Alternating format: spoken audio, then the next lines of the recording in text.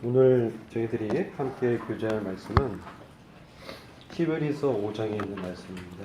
이 말씀의 주제는 의의 말씀을 경험하는 신앙에 관한 주제를 갖고 교제하도록 하겠습니다. 의의 말씀을 경험한다는 것은 우리가 주님의 어떠하심을 이 말씀을 통해서 삶 가운데서 경험하는 것을 말씀하는 것이라고 경계를 합니다. 그러나 우리가 많은 경우에 이러한 말씀을 경험치 못하고 어느덧 우리가 믿은 지 오래되어서 우리 믿음이 화석화되고 또 생명력을 나타내지 못하는 그러한 그 상태가 될 수 있음을 보게 됩니다. 본문 말씀 중에 한 구절을 한번 보겠습니다. 히브리서 5장 12절부터 14절 말씀을 제가 봉독하겠습니다. 때가 오래므로 너희가 마땅히 선생이 될 터인데 너희가 다시 하나님의 말씀의 초보가 무엇인지 누구에게 가르침을 받아야 할 것이니 젖이나 먹고 단단한 식물을 못 먹을 자가 되었도다. 대저 젖을 먹는 자마다 어린아이니 의의 말씀을 경험하지 못한 자요. 단단한 식물은 장성한 자의 것이니 저희는 지각을 사용함으로 연단을 받아 선악을 분별하는 자들입니다.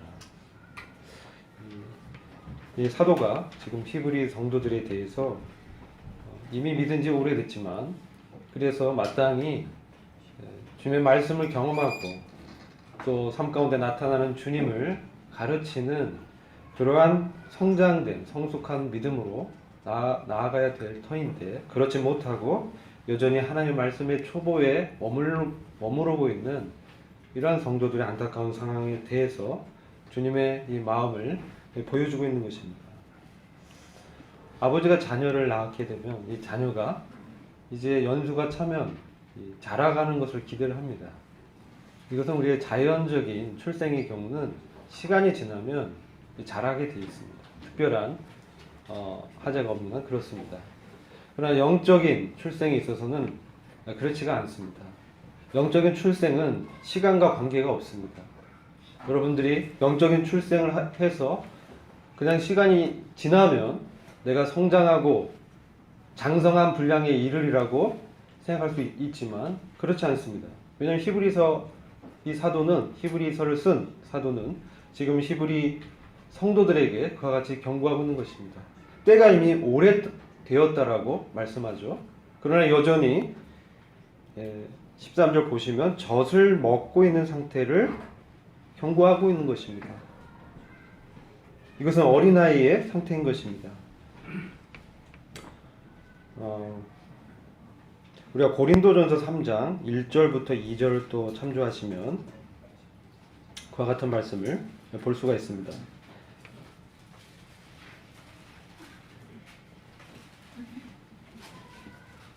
형제들아, 내가 신령한 자들을 대함과 같이 너희에게 말할 수 없어서 육신에 속한 자, 곧 그리스도 안에서 어린아이들을 대함과 같이 하노라. 내가 너희를 젖으로 먹이고 밥으로 아니하였노니 이는 너희가 감당치 못하였음이거니와 지금도 못하리라. 자, 바울은 고린도 교회 성도들에 대해서도 비슷한 말씀을 하고 있습니다. 육신에 속한 자라고 말씀하고 있죠.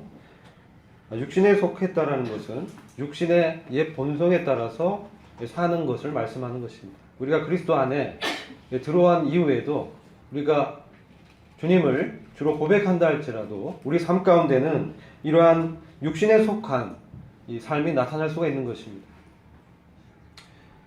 그래서 이 부분은 매우 중요한 영적인 시사점이 있습니다. 그럼 이 젖과 같은 말씀은 무엇인가? 이것은 하나님의 말씀의 초보라고 말씀하고 있습니다. 이 말씀을 이해하기 위해선 6장 1절과 2절을 참조를 해야 됩니다. 히브리서 6장 1절과 2절이 연이어서 사도가 말씀을 증거하고 있습니다. 그러므로 우리가 그리스도의 도의 초보를 버리고 죽은 행실을 회개함과 하나님께 대한 신앙과 침례들과 안수와 죽은 자의 부활과 영원한 심판에 관한 교훈의 터를 다시 닦지 말고 완전한 데 나아갈지니라. 이 말씀에서 그리스도의 도의 초보라고 분명히 말씀을 한 이후에 그렇다면 그리스도의 도의 초보는 어떤 것인지를 사도는 설명을 하고 있는 것입니다. 자, 죽은 행실을 회개하고 하나님께 대한 신앙은 복음의 기본 진리입니다. 우리는 이 말씀을 대하면서 다시 한번 히브리서 수신자에 대하여 사도가 거룩한 형제들이요 이렇게 3장에서 그들을 호칭하는 것을 기억해야 됩니다. 그리고 이 히브리서 성도들에 대해서 우리와 같다, 즉 동일시하고 있습니다. 이 히브리서는 기본적으로 구원받은 성도를 대상하고 있는 것입니다. 근데 그리스도의 도의 초보에 머물고 있는 그러한 영적인 미숙함을 지금 사도는 경고하고 있는 것입니다. 그리고 침례들과 안수, 이것은 우리가 사도행전에서 많이 볼 수가 있습니다. 요한의 침례만 너희가 아느냐, 너희가 밀 때 성령을 받지 아니하느냐, 성령의 침례는 받지 않았느냐, 그런 부분이죠. 안수는 무엇입니까? 사도 바울이 디모데서에서 디모데를 안수할 때 그의 은사가 불일 때 일으킬 것을 말씀하지 않았습니까? 사도행전을 통해서 이 말씀은 여러 군데에서 우리가 발견할 수 있는 것입니다. 또한 죽은 자의 부활과 영원한 심판, 이것은 사도행전에서 바울이 매우 자주 인용한 복음의 핵심 주제인 것입니다. 죽은 자의 부활 때문에 내가 갇혔다, 내가 이와 같이 잡혀있다, 이렇게 바울이 여러 번 얘기합니다. 그렇기 때문에 이 말씀을 단순히 유대계 교리라고 볼 수가 없는 것입니다.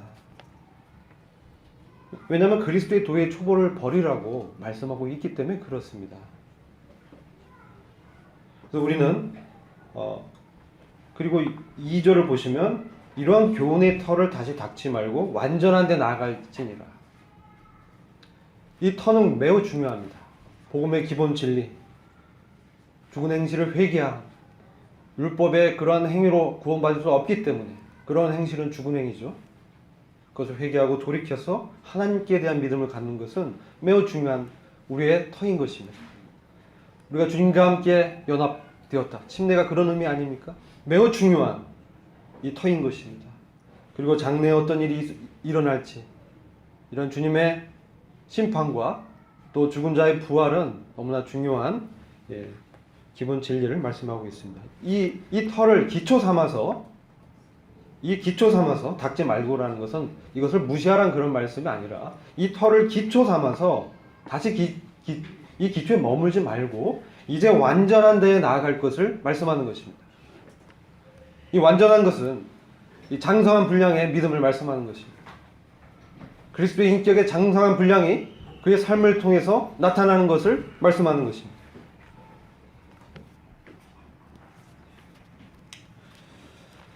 이 말씀을 더 좀 이해를 하려면 히브리서 10장에 이들에 대해서 언급하고 있는 말씀을 한 번 더 살펴봐야 됩니다. 이들은 어떤 자들이냐? 히브리서 10장 32절 보면, 히브리서 10장 32절을 제가 읽겠습니다. 그러나 너희가 빛을 받은 뒤에 고난의 큰 싸움을 견디어냈던 이전의 날들을 회상해봐라. 그들은 빛을 받았습니다. 진리의 빛을 그들의 영혼 가운데 비춰진 것입니다. 그들의 영혼이 각성돼서 거듭나는 사람들입니다. 그리고 고난의 큰 싸움을 견디어냈습니다. 그러나 이제 그것이 이전의 날들로, 이제 기억해야 될 일들로 몰락하고 만 것입니다. 그들의 현재의 상태가 중요한 것입니다. 우리가 과거에 어떠했다, 이것은 그닥 그렇게 중요하지 않습니다. 과거에 아름다운 추억이 있지만 지금 사도는 이제 도의 초보를 떠나서 그리스도의 장성한 분량에 이를 것을 권면하고 있는 것입니다. 이들은 이 생활의 어려움과 그들의 삶 가운데 이 닥치는 고난의 이 환경들, 또 주변 사람들의 그런 시선과 그 외면한 가운데 지냈던 것입니다. 그리고 유대교에서 축출을 당한 그들의 삶의 근거를 잃어버려서 이제 참으로 살아가기도 어려운 상황에 오랫동안 놓여 있었던 것입니다. 그런 상황에서 그것은 다시 그들이 믿었던 주님을 이제 심지어 배반하면서도 이제 살기 위해서 유대교로 돌아가는 일들이 일어났던 것입니다. 다시 종교로 떨어지는 사건들이 일어났던 것입니다. 이런 상태에서 심각한 영적인 어려움 가운데 있었기 때문에 이 사도는 이와 같이 권면하는 것입니다. 왜 그렇습니까? 그들은 단단한 것을 취하고 지각을 사용하고 연단을 받아 선악을 분별하는 이런 장성한 분량에 아직 이르지 못했기 때문입니다. 이 단단한 것은 어떤 것입니까? 이 단단한 것을 우리가 취해야 됩니다. 그럼 성경에서 말씀하고 있는 이 단단한 것은 무엇입니까? 이게 5장 14절에 단단한 식물을 이렇게 말씀하시면서 11절에서 멜기세덱에 관하여 우리가 할 말이 많다라고 하고 있습니다. 그러나 너희의 듣는 것이 둔함으로 해석하기 어려우니라. 멜기세덱은 창세기 14장에 나오는 인물이죠. 그리고 시편 110장 4절에 언급되고 있습니다. 주님께서 맹세로 너를 멜기세덱의 반차를 쫓는 영원한 제사장으로 삼겠다는 말씀이 기록되어 있습니다. 그리고 이 창세기 14장의 사건은 우리가 잘 아는 사건입니다. 아브라함이 그돌라오멜 왕과 그 무리들을 패하고 돌아올 때 그를 영접하고 그를 복을 빌어주고 그로부터 11조를 받은 그러한 제사장을 말씀하고 있습니다. 이 멜기세덱에 관해서 너희가 듣는 것이 둔하다라고 말씀하고 있죠. 이 듣는 것이 둔하다는 것은 말씀을 듣는 것을 게을리한다는 의미입니다. 둔하다는 의미는 무디다 그런 뜻이 아니라 게을리하다는 뜻입니다. 말씀을 듣는, 주님에 대한 깊은 것들을 듣는 것들, 그리스도의 깊은 지식과 진리를 알고자 하는 이 갈망이 없는 것입니다. 그렇기 때문에 들어도 해석이 안 되고 여전히 도의 초보에서 머물면서 자신의 상태를 보기 때문에 주님의 그 영원히 무고한 생명을 주님이 갖고 계시지 않습니까? 이것은 히브리서 7장 16절에 보면은 육체에 상관된 계명을 쫓아 된 것이 아니라 하나님의 영원한 무궁한 생명을 쫓아서 우리 주님께서 대제사장이 되었다라고 말씀하고 있습니다. 이런 것들에 대해서 잘 모르는 것입니다. 그런 경험이 적은 것입니다. 그렇기 때문에 단단한 것을 취할 것을 지금 권면하고 있는 것입니다. 이제 이 도의 초보에서 벗어나서 단단한 것을 취하자. 그것은 바로 우리 주님에 대한 내밀한 진리를 말씀하고 있는 것입니다. 그런 부분을 히브리서에서는 다루고 있는 것입니다. 우리 주님 어떤 분이십니까? 멜기세덱의 반차를 쫓은 대제사장은 어떤 분이시길래 단단하다고 얘기하고 그리스도의 깊은 완전한 데 나아갈 것을 권면을 하고 있는 것입니까? 우리가 그런 부분을 좀 살필 필요가 있다고 생각이 됩니다. 제사장은 어떤 것입니까? 우리는 제사장에 대해서 좀 알아야 되겠죠. 제사장은 다리를 잇는 자란 뜻이에요. 제사장, 다리를 잇다. 누구와 누구를 잇는 다리죠? 그러니까 중보자의 역할을 한다는 것이에요. 하나님과 범죄한 죄인의 중보의 역할을 하는 것이 바로 제사장이 하는 일이었습니다. 왜 제사장이 필요했습니까? 하나님께서는 거룩하시고 인간은 죄인이기 때문에 그렇죠. 너무나 복음의 기본적인 진리입니다. 자, 그런데 이것은 이 레위의 반차를 쫓은 이 땅에서의 제사장직을 말씀하는 것입니다. 지금 우리가 더 깊이 알아야 될 것은 멜기세덱의 반차를 쫓은 하늘의 대제사장에 대한 것입니다. 그래서 우리는 성경에서 그렇다면 이 대제사장은 어떤 분인지를 살펴봐야 되는 것입니다. 그것이 우리에게 지금 듣는 것이 어려울지라도 참 별로 알고 싶지 않을지라도 우리는 이것을 취해서 우리가 소화해서 우리 삶 가운데 적용함으로 우리가 믿음이 좀 더 이렇게 자라는 그러한 주님의 은혜를 받아야 되는 것입니다. 히브리서 4장 15절과 16절을 잠시 보겠습니다. 거기에는 우리의 대제사장에 대해서 잠시 말씀을 하고 있습니다. 히브리서 4장 15절과 16절을 제가 읽겠습니다. 우리에게 있는 대제사장은 우리 연약함을 체휼하지 아니하는 자가 아니요 모든 일에 우리와 한결같이 시험을 받은 자로 돼 죄는 없으시니라. 그러므로 우리가 긍휼하심을 받고 때를 따라 돕는 은혜를 얻기 위하여 은혜의 보좌 앞에 담대히 나아갈 것이니라. 여기서 우리 주님은, 이 대제사장은 우리 주님을 말씀하고 있습니다. 우리 연약함을 체휼하지 아니한 분이 아니다. 모든 일에 한결같이 우리와 같이 시험을 받으셨다라고 말씀하고 있습니다. 그러나 죄와는 상관이 없는 분이시다. 연약함을 체휼한다는 말씀은 어떤 의미입니까? 체휼하다는 말씀이 이게 한자어이기 때문에 이해하기 어렵죠. 이것은 동정하다라는 뜻입니다. 그 사람의 어떤 약점을, 이 연약을 잘 알기 때문에, 잘 이해하기 때문에 동정할 수 있다는 거예요. 이해할 수 있다는 것입니다. 긍휼을 여길 수 있다는 것입니다. 우리 주님께서 마태복음 26장 41절 말씀을 보시면 이와 같이 말씀하고 있습니다. 시험이 들지 않게 깨어서 기도하라. 마음은 원이로되 육신은 약하도다. 너희가 이와 같이 나와 1시간 동안이라도 기도를 하지 않느냐. 이런 말씀 잘 아실 겁니다. 베드로와 제자들에 대해서 주님이 말씀하셨죠. 지금 주님은 이제 겟세마네에서 십자가에 이 짐을 지기 바로 직전에 아버지께 기도하고 있는 그러한 시간입니다. 우리 주님께서 어떤 기도를 드리셨습니까? 아버지요, 할 수만 있거든 이 잔을 내게서 지나가게 하옵소서. 그러나 내 뜻대로 마옵시고 아버지의 원대로 하옵소서. 이런 말씀을 2번 하십니다. 근데 그런 기도를 2번 하시는데 그 사이에 이제 제자들이 함께 기도하러 갔는데 자고 있는 것입니다.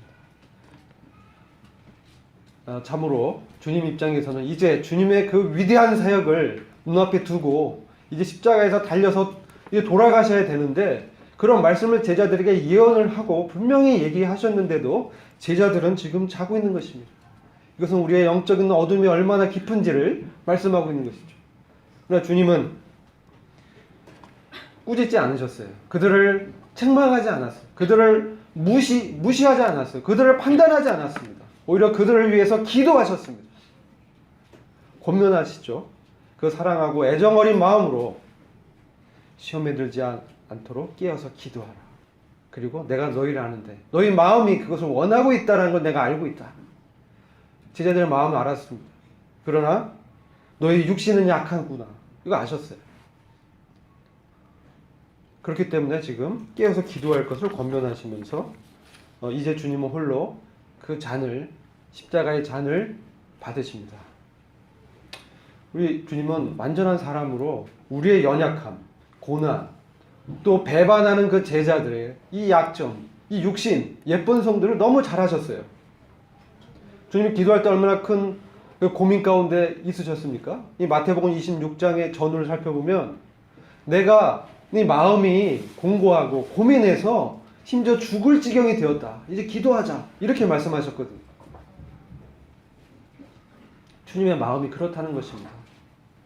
또한 다른 이 성경에서는 주님께서 이제 나사로의 그 부활을 말씀하셨지만 그들이 믿지 않았습니다. 그들에 대해서 주님은 민망히 여기셨습니다. 우리 주님은 베드로의 그 배반을 분명히 아셨지만 주님은 담대히 그를 위해서 기도하셨습니다. 사단이 너를 밀가루 청구하지만 너는 돌이킨 후에 너희 형제들을 도와라. 그렇게 하면서 기도하셨습니다. 죄의 유혹을 너무나 잘 아셨던 분이십니다. 이 세상의 자랑, 육체의 정욕, 너무나 잘 아셨습니다. 주님이 40일 동안 굶주렸지만 너가 정말 하나님의 아들이거든 이 돌을 떡으로 만들어봐라. 주님 그렇게 못하실 수 있는 분이 아니죠. 하실 수 있지만 하지 않으셨어요. 하나님의 아들, 온전한 사람으로 주님이 시험을 이기시기 위해서 그러셨던 것입니다. 우리의 약함을 너무나 다 경험하셔서 우리 이해하시고 동정하실 수 있는 거예요. 주님은 어린아이 시절부터 이제 학생 시절, 청년 시절, 이제 성인의 시기까지 이 죄가 어떤 것인지를 너무나 잘 보셨어요. 그래서 그 죄의 압박감, 그것이 얼마나 무거운 짐인지, 그리고 그것이 하나님과 얼마나 거리를 멀게 하는지 주님은 그 고통을 너무나 잘 아셨습니다. 그래서 주님께서 십자가에서 뭐라고 외치셨습니까? 엘리 엘리 라마 사박다니, 나의 하나님 나의 하나님 어째 나를 버리시나이까. 이 죄의 압박감에서 하나님으로부터 진노를 당하시는 그 주님의 이 마음을 잘 보여주고 있지 않습니까? 이런 주님을 이제 우리가 기억해야 됩니다. 그런데 이 주님은 우리의 그러한 연약을 다 이해하고 동정하시는 분이라는 거예요. 그분께서 우리를 위해서 중보하시는 그런 분이라는 것입니다. 우리 주님께서는 이제 우리가 이제 살펴보겠지만 어떠한 이 중보회를 하셨는지를 조금 더 살펴보기 원합니다. 우리 주님께서는 히브리서 2장 17절에서는 이렇게 또 말씀합니다. 참으로 자비하시고 충성된 대제사장이다. 이렇게 말씀하시고, 주님은 긍휼이 풍성하시고 충성된 대제사장. 그렇기 때문에 하나님께서 우리 주님의 헌신을 온전히 다 받으셨습니다. 100% 만족하셨습니다. 더 이상 부족함이 없는 주님의 이 희생이었습니다. 하나님 편에서 완전히 만족했습니다. 그리고 사람을 위해서 주님이 이 제물로 드려지셨는데, 사람 편에서도 주님과 같이 사람의 모든 고난과 죄의 압박감과 그러한 심각함을 이해하시고 동정하는 분이 없는 것입니다. 이게 매우 중요합니다. 그래서 주님은 우리를 인내하시고 기다려주시는 분이십니다. 우리를 위해서 기도하는 분이십니다. 그 영원한 무궁한 생명의 능력으로 우리를 하나님의 그 깊은 곳까지 인도하셔서 아버지 하나님과 깊은 친교의 관계 속으로 들어가게 하시는 분이십니다. 그분께서 먼저 휘장을 찢으시고 성소의 깊은 곳으로 들어가셨다라고 말씀하고 있습니다. 하나님의 영광의 인재가 있는 그 지성소로 우리를 인도하시는 것입니다. 그래서 의의 말씀을 경험하는 것은 바로 하나님의 영광의 그 친밀하고 은밀한 그런 교제를 말하는 것입니다. 그곳까지 주님은 먼저 들어가셨습니다. 먼저 들어가셨습니다. 우리를 그곳으로 인도하시기 위해서 그렇게 하신 것입니다. 이제 우리 주님께서 히브리서 5장 1절을 보시면 하나님께 속한 일은 구원을 말씀하는 것이죠. 하나님 외에는 구원하실 수 있는 분이 없습니다. 구원을 베푸실 전능자는 오직 하나님뿐이십니다. 그렇죠? 이제 사람을 위하여 예물과 속죄한 제사를 드리게 하는데 2절 보시면 무식하고 미혹한 자를 능히 용납할 수 있는 것은 자기도 연약에 쌓여 있음이니라. 사람으로 오셔서 이 연약을 체험하셨기 때문에 능히 우리의 무지함과 미혹됨을 용납할 수 있다는 것입니다. 이 무지함은 무엇입니까? 이 무식하다 이렇게 말을 하고 있습니다. 무식하고 미혹한 자. 이것은 무지하고 길에서 벗어난 자들이란 뜻입니다. 우리는 이것을 죄인이라고만 생각하시죠. 무지하다, 알지 못한다. 그리고 길에서 벗어난 자, 허물과 죄로 죽었던 너희를 살리셨도다. 그러나 우리는 히브리서가 기본적으로 성도를 대상으로 하고 있다는 것을 기억합니다. 왜냐하면 3절에 백성을 위해서 제사를 드린다고 말씀하고 있는 것입니다. 이것은 백성의 연약이 있다는 것입니다. 무식하고 미혹되는 연약이 있다는 것입니다. 여러분들 이 세상 사람들이 무지하고 미혹됐다고 생각하기 쉽습니다. 그러나 가장 무지하고 그릇된 길을 가는 사람이 누구입니까? 로마서 10장에 이와 같이 말씀하고 있죠. 로마서 10장 1절부터 5절 읽어보면 사도 바울이 하나님께 열심히 있었습니다. 열심히 있었는데 하나님의 지식을 쫓는 것이 아니라 자기의 의의를 세우는 그러한 율법에 빠져 있던 것을 보게 됩니다. 그래서 어떻게 했습니까? 스데반을 죽이는데 동참하죠. 무지한 것입니다. 하나님의 길에 대해서 모르는 것입니다. 미혹되어 있는 것입니다. 그릇된 길을 가고 있는 것입니다. 백성들이 그럴 수 있다는 것이죠. 우리는 전장에서 큰 구원을 소홀히 여기는 이 성도들의 그 연약을 우리가 히브리서 2장에서 살펴볼 수 있고요. 히브리서 4장에서는 자기 일을 내려놓지 않고 안식 가운데 들어가는 초청을 거절하면서 불순종하는 것을 보게 됩니다. 그건 부분적인 순종입니다. 그건 주님이 불순종으로 보실 수 있습니다. 이러한 육신적인 이 상태에 이제 정말 하나님의 뜻에 대해서 무지할 수도 있고 또 갈 수도 있는 것입니다. 이런 백성들을 위해서 속죄제를 드린다라고 말씀하고 있는 것입니다. 그래서 이 부분이 그릇된 종교의 길에 빠져서 우리가 구원받을 때는 성령으로 시작하지만 육체로 마치는 그럼 너무나 안타까운 상황에 대해서 이 연약에 대해서 우리는 봐야 되는 것입니다. 이런 자들을 능히 용납할 수 있다. 주님 그렇게 말씀하십니다. 정죄하는 거 아니라 용납하시는 거예요. 왜? 제자들의 그 연약과 악함을 주님이 받으셨잖아요. 베드로가 주님의 그 십자가의 사역을 그러게 하지 마옵소서 주님. 그런 일은 주님께 일어날 일이 아닙니다. 그러니까 주님은 뭐라고 하셨습니까? 사단아 내 뒤로 물러가라. 베드로한테 그렇게 얘기했겠습니까? 베드로 안에서 그와 같이 말을 하게 하는 사단을 정죄한 것입니다. 너가 하나님의 일을 구하지 않고 사람의 일을 생각하는구나. 주님 정확히 알고 계셨습니다. 히브리서 2장 14절부터 또 18절 말씀 보면 주님의 이 대제사장직이 얼마나 위대하신가를 또한 말씀하고 있습니다. 왜 주님은 이와 같이 혈육의 사람의 몸을 입으셨을까요? 14절 15절 제가 읽겠습니다. 히브리서 2장 14절 15절입니다. 자녀들은 혈육에 함께 속하였으며 그도 또한 한 모양으로 사람의 모양으로 혈육에 함께 속하심은 사망으로 말미암아 사망의 세력을 잡은 자 곧 마귀를 없이 하시며 또 죽기를 무수함으로 일생에 매여 종노릇하는 모든 자들을 놓아주려 하심이니 14절에서 혈육에 함께 속하심은 사망으로 말미암아 사망의 세력을 잡은 자 마귀를 없이 하시며 여기서 사망으로 말미암아라고 말씀하실 때 이 사망은 누구의 사망입니까? 네? 그의 사망이죠. 그도 또한 혈육에 함께 속하셔서 사망을 통해서 이런 의미입니다. 그가 누굽니까? 우리 주님이시죠. 주님이 주님의 십자가의 죽음을 통해서 사망의 세력을 잡고 있는 마귀의 권세를 멸하셨다는 것입니다. 더 혈육 발생하지 못하도록 주님이 뭘 하셨습니까? 그리고 혈육에 함께 속하셨다.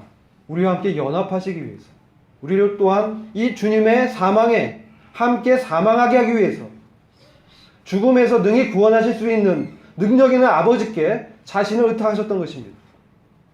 죽음의 과정에서 건져내는 것이 아니라 죽음의 권세에서 죽었다 할지라도 다시 부활하시는 그 권세를 갖고 계시는 아버지께 자신을 의탁하셨던 것입니다. 그분께 심한 통곡과 간구로 기도를 올렸습니다. 그래서 그와 같은 주님의 이 능력으로 마귀의 권세를 없이 하신 것입니다. 마귀가 더 이상 사망 권세로 더 이상 우리를 얽어매지 못하도록 해서 15절에 죽기를 무서함으로 일생에 매여 종노릇하는 모든 자들을 해방시키려 하십니다. 죽기를 무서워한다. 이것은 육체적인 죽음의 일면 그런 의미도 있지만 이것은 죽음은 무엇입니까? 나의 모든 것을 내려놔야 되는 상황 아닙니까? 그런 것도 우리는 무서워합니다. 왜 우리는 그러한 나의 모든 내가 의지하고 있던 생각, 계획, 나의 어떤 선 지시, 또 사람들의 도움 이런 것들을 내려놓기를 어려워합니다. 이걸 내려놓으면 마치 죽을 것 같거든요. 모든 게 끝날 것 같습니다. 그렇지 않습니까? 미래에 어떻게 될지 모르기 때문에 그렇습니다. 그러나 주님께서는 죽음 저 너머의 사망과 음부의 열쇠, 권세를 가지신 주님. 내가 지금은 살아서 우리 가운데 역사하시며 영원한 무궁의 능력의 생명으로 우리를 공급하시는 그런 주님께서 말씀하시는 것입니다. 그렇기 때문에 우리는 그 주님을 통해서 이 사망, 주님의 사망 가운데 우리가 믿음으로 들어갈 수 있는 것입니다. 왜? 주님의 부활의 권능이 있기 때문에. 그래서 죽기를 무서워하는 이것에서 정말 주님과 함께 사망했다라는 이 진리를 붙음으로 이제 일생에 매여 종로로 타는 이런 상태에서 해방되어야 되는 것입니다. 이렇게 하시기 위해서 주님이 이 혈육에 속하셨다 말씀하는 것입니다. 우리는 참으로 주님으로부터 안약을 사서 눈에 발라야 됩니다. 우리 때로 이 세상에 보이는 환경 가운데 사로잡힐 때가 많습니다. 그래서 여기저기 이 지혜자들한테 물어보기도 하지만 주님으로부터 직접 우리는 주님의 내밀한 그 말씀을 들어야 되는 것입니다. 그러한 내밀한 교제를 사모해야 되는 것입니다.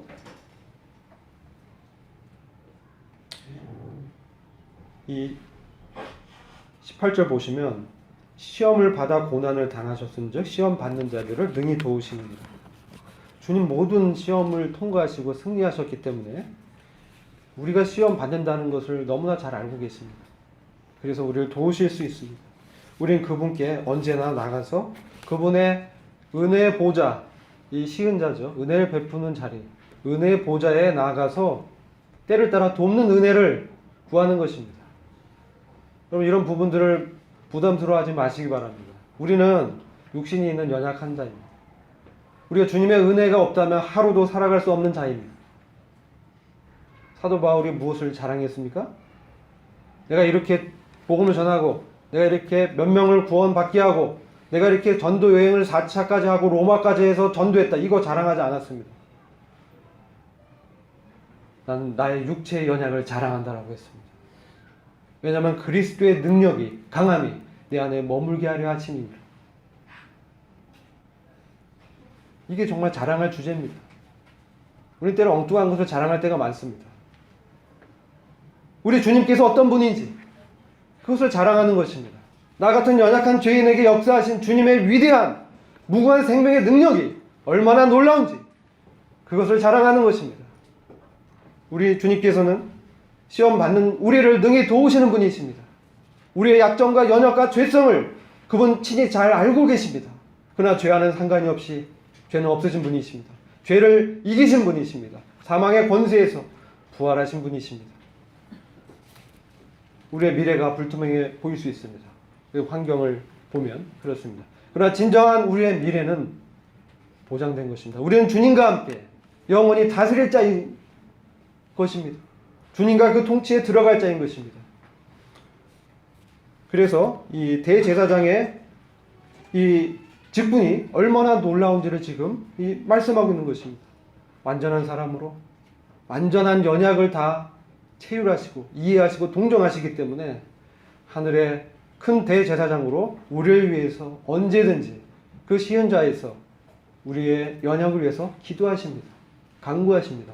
항상 영원한 구원의 근거가 되신 분이십니다. 그분은 영원한 분이십니다. 그분은 살아서 영원히 존재하십니다. 영원히 우리를 위해서 기도하시는 분이십니다. 우리의 연약을 미리 다 하시고 우리를 구원하시고 십자가에서 죽으신 분이십니다. 모르지 않으셨어요. 작정하셨습니다. 죽기로. 맹세하셨다. 이렇게 하셨습니다. 주님 죽기로 맹세하셨습니다. 그렇기 때문에 우리 주님은 참으로 신실하시고 충성된 대제사장의 역할을 완벽하게 행하실 수 있는 분이십니다. 유일한 분이십니다. 히브리서 5장 5절 보시면 그리스도의 대제사장 되심은 매우 특별한 탁월한 대제사장직을 말씀하고 있습니다. 너는 내 아들이니 오늘날 내가 너를 낳았다. 매우 놀라운 말씀입니다. 레위의 반차를 쫓은 제사장은 육신의 혈통에 따라서 제사장이 되지만 그리스도의 대제사장직은 너는 내 아들이니 내가 오늘날 너를 낳았다. 여러분 이 말씀은 내가 너를 낳아서 너가 아들이 되었다 이 말씀이 아닙니다. 주님은 이미 아들이셨습니다. 아들로서 독생하신 그분이 하나님으로부터 이 세상에 육체의 몸을 입고 나오신 것입니다. 그분은 성자 하나님이십니다. 그분의 하나님 되심을 말씀하는 것입니다. 그분이 이 하나님이시기 때문에 이 대제사장직을 하늘의 큰 대제사장의 역할을 능히 감당할 수 있는 것입니다. 이 말씀은 시편 2장 7절을 인용했습니다. 시편 2장 7절은 내가 영을 전하노라 여호와께서 내게 이르시되 너는 내 아들이라 오늘날 내가 너를 낳았도다. 그 전에 6절에 이와 같이 먼저 말씀하십니다. 내가 나의 왕을 내 거룩한 산 시온에 세웠다. 내가 나의 왕을, 주님은 하나님의 아들이자 왕이십니다. 주님의 대제사장직의 위대하심은 주님이 왕이시라는 것입니다.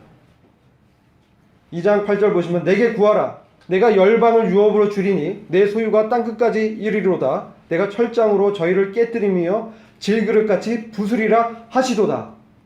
주님은 열방을 유업으로 받으시는, 그래서 온 세상의 모든 나라의 권세가 주님께 있는 철장의 권세를 갖고 다스리시는 그러한 왕이십니다. 그런 분이 친히 우리를 위해서 기도하시는 것입니다. 간구하시는 것입니다. 보통의 왕이면 이러겠습니까? 전혀 이런 것을 잘 알지 못합니다. 우리가 옛날에 조선시대 이런 일을 보면 왕이 이제 백성들의 상황을 알기 위해서 암행어사도 보내기도 하고 자신이 평빈으로 가장해서 나가는 그런 것도 나오지 않습니까? 그러나 주님은 자신이 왕이시지만 평민이 되신 것입니다. 이런 일은 없는 것입니다. 너무나 그 사정을 잘 아시는 것이죠.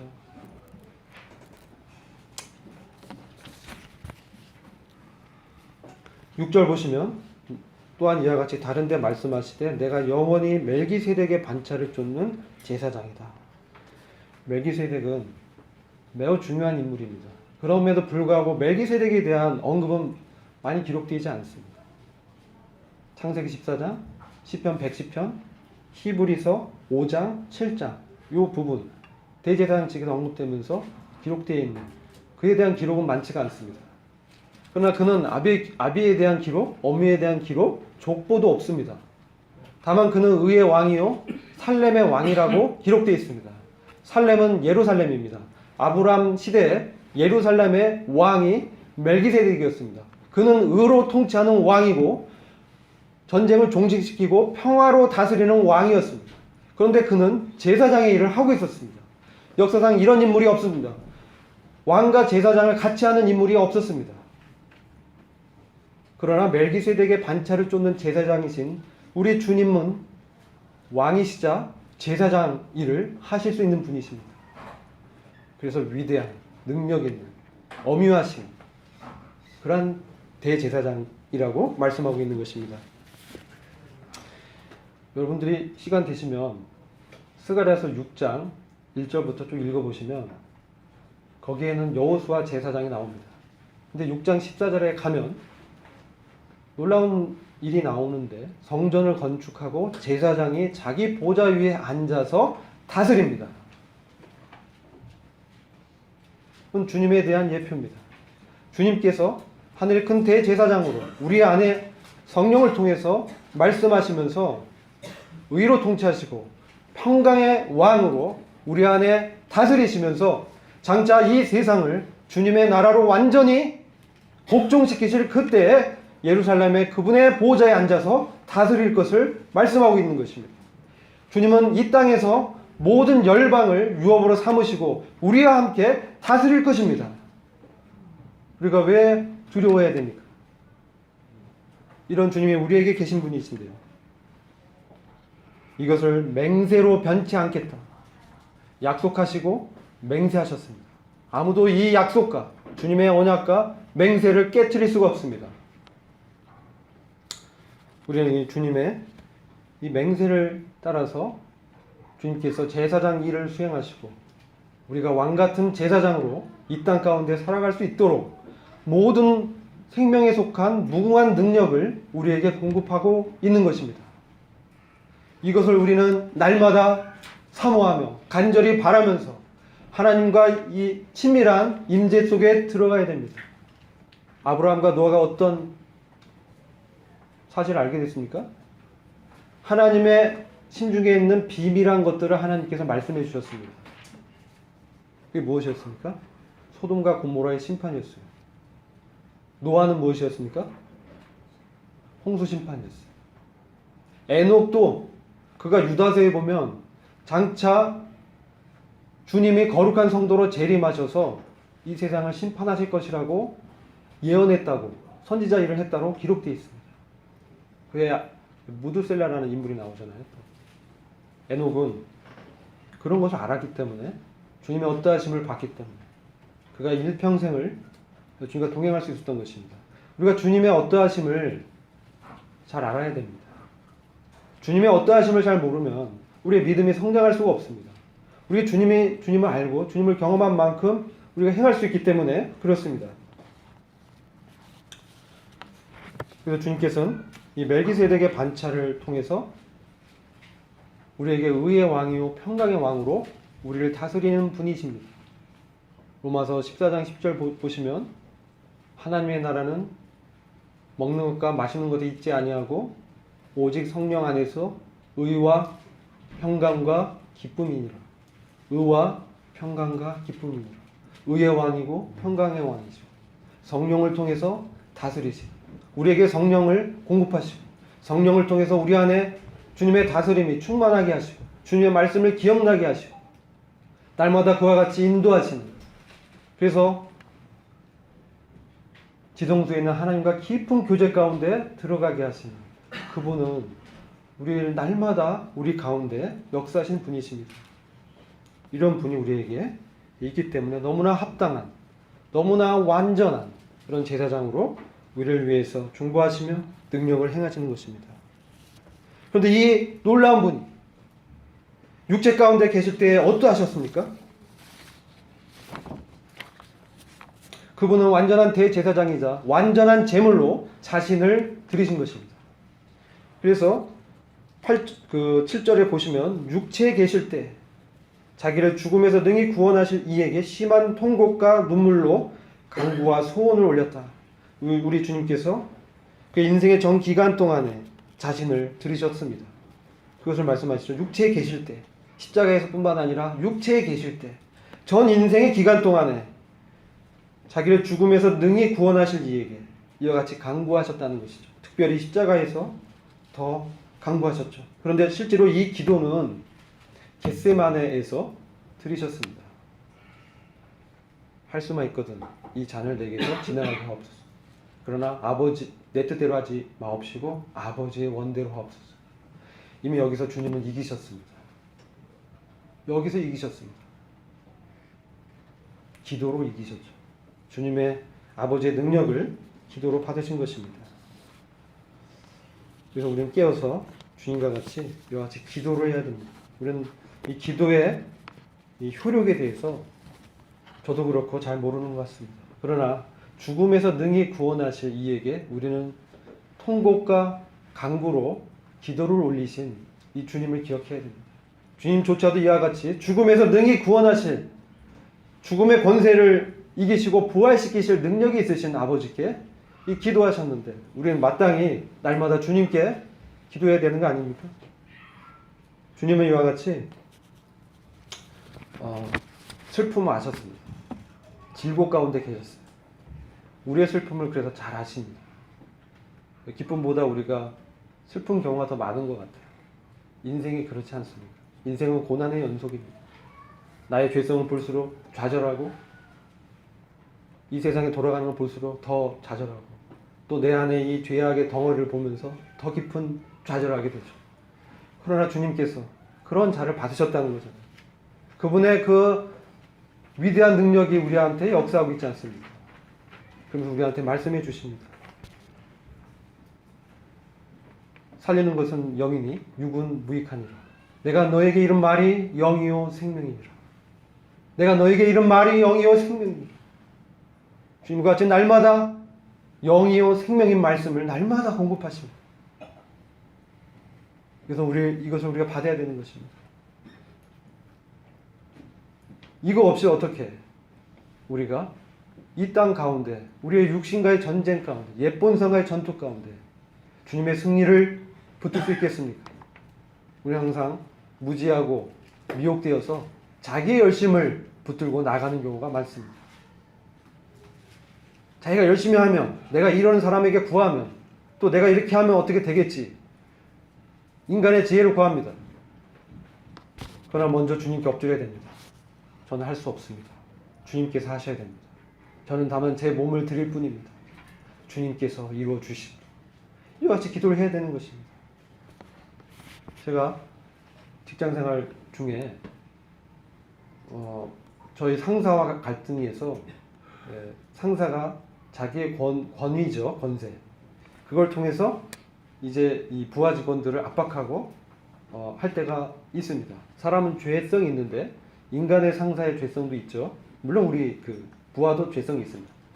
근데 그 관계에서 압박하고 두렵게 하고 이렇게 했을 때 두려움이 찾아온 경우가 있었습니다. 그래서 제가 기도했습니다. 주님, 제가 이 사람을 두려워해야 되는가요? 누구를 두려워해야 됩니까? 그 기도를 했습니다.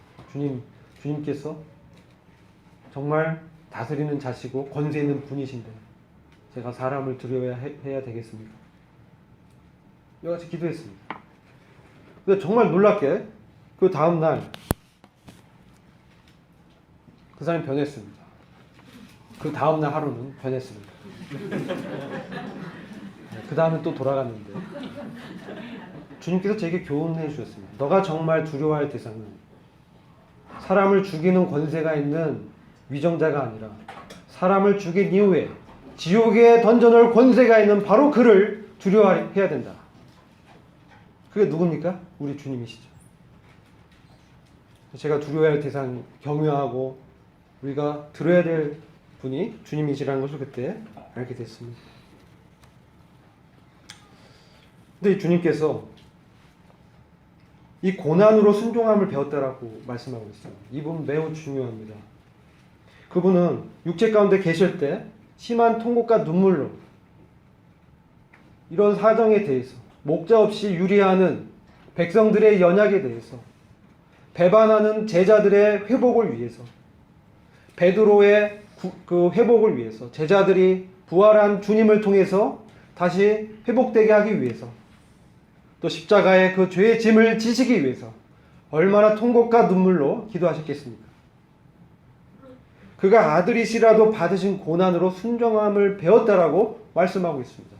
이 고난을 통해서 우리는 우리 안에 있는 이 육신적인 생각을 우리로부터 분리하게 됩니다. 우리 안에 이 고난을 통해서 나의 연약을 보게 하십니다. 나로서는 할 수 없고 오직 주님만이 하실 수 있다라는 것을 믿게 하십니다. 그리고 그와 같이 기도하게 하십니다. 그래서 그 고난 가운데서 이 주님께서 얼마나 위대하시고 내가 아무것도 할 수 없는 상황이라도 모든 것을 내려놓고 죽을 지경에 도달했을지라도 주님께서 역사하신다라는 것을 말씀하시는 것입니다. 주님께서 전능자시고 구원을 베푸신 분이시기 때문에 그 사정이 나와 꼭 유리하게 될지 않을지라도 그것은 영혼의 관점에서 가장 적합하고 가장 합당하게 주님이 그렇게 허용하신 것입니다. 이에 대한 믿음을 우리에게 주시는 분이십니다. 그럼 더 이상 상황에 대해서 불평하기보다 주님께 내려놓고 기도하게 되는 것입니다. 이 고난을 통해서 순종함을 배우게 됩니다. 통곡과 눈물로 간구를 드렸지만 주님은 십자가를 지는 것을 흔쾌히 지셨습니다. 주님은 그분의 고난을 기쁘게 감당하셨습니다. 히브리서 12장을 보시면 그는 앞에 있는 즐거움을 위해서 자기가 겪는 이 고난을 부끄러워하지 않았다라고 말씀하셨습니다. 그리고 주님은 아버지의 일이 나의 양식이다. 제자들이 먹을 것을 갖고 왔을 때 그렇게 말씀하셨습니다. 아버지의 일이 나의 양식이다. 얼마나 놀라운 말씀입니다. 우리 아버지의 일이 우리에게 부담일 때가 많지 않습니까? 근데 아버지의 일이 나의 양식인 주님께서 다 이루셨다는 거죠. 그리고 시편 40장 8절 보시면 나의 하나님이여 내가 주의 뜻을 행하기를 즐기오니 이렇게 말씀합니다. 즐거워하는 것입니다. 여러분 이 하나님의 일은 즐거워야 돼요. 이게 부담되고 너무 힘들고 너무 힘들어 이러면 못합니다. 억지로 하면 너무 힘들어요.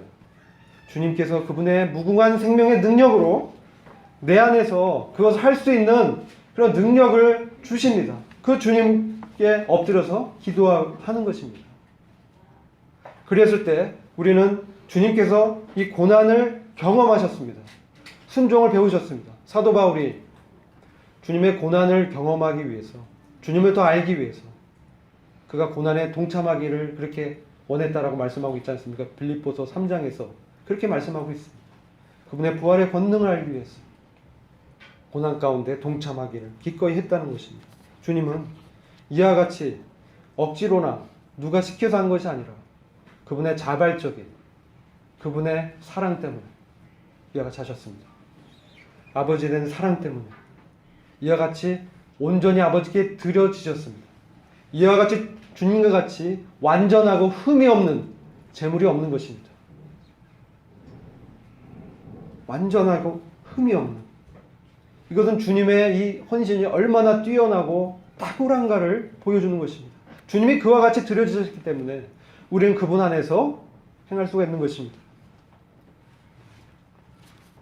이와 같은 주님의 사랑을 기억할 때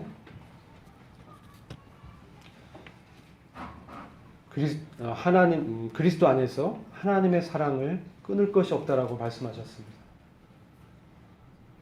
제가 이렇게 신앙생활을 돌이켜보건데 정말 주님의 사랑이 우리를 강건케 해야 우리가 주님의 일을 감당할 수 있는 것입니다. 그리스도의 사랑이 나를 강건하시는도다. 이제 내가 사는 것은 나를 위하여 죽으신 그 아들을 위해서 사는 것이다. 내 안에 사는 것은 그리스도이다. 주님의 사랑을 알게 됐을 때, 그분의 주권에 전적으로 그가 복종하게 됐을 때 그런 고백이 나오는 것입니다. 그런 삶이 열매로 나타나는 것입니다. 그의 신분과 삶이 일치가 되는 것입니다. 이렇게 됐을 때 그는 정말 교회 생활과 외부 바깥의 생활이 하나가 되는 것입니다. 왜 우리의 삶이 이중적이 됩니까? 우리 주님의 사랑을 잘 모르는 것 같습니다. 우리가 주님의 사랑을 깊이 한다면, 그분을 위해서 고난을 당하는 것을 기쁘게 여긴다면, 어느 순간 상황에서도 주님을 찾는다면 그 가운데 주님의 역사를 우리는 경험할 수 있을 것입니다. 이것이 바로 의의 말씀을 경험하신 주님이 앞서가신 길입니다. 주님께서 이미 먼저 가셔서 휘장을 찢으시고 깊이 들어가셨습니다. 우리도 갈 수 있는 것입니다. 그분을 따라서. 그분의 멍에는 쉽고 가볍다고 말씀하셨습니다. 우리가 그분 안에서 이러한 주님의 무궁한 생명의 능력을 경험하면서 단단한 것을 취하고 그리스도의 장성한 분량에까지 이르기를 간절히 원합니다. 기도하겠습니다. 주님, 주님의 놀라운 생명의 무궁한 능력을 의지하여 기도를 드립니다. 저희가 이 세상 가운데 참 무지하고 미혹할 때가 많지만 주님께서 말씀을 통해서 주님의 의의 말씀을 경험케 하시고 은혜가 저희들의 삶을 지배하며 주님의 사랑에 강권받아 주님을 섬기며 몸된 교회를 섬기는 놀라운 믿음의 진보가 저희 가운데 나타나게 되기를 간절히 기도합니다. 살아계시고 존귀하시며 우리 가운데 역사하시는 우리 주 예수 그리스도의 존귀하신 이름으로 기도드렸습니다. 아멘.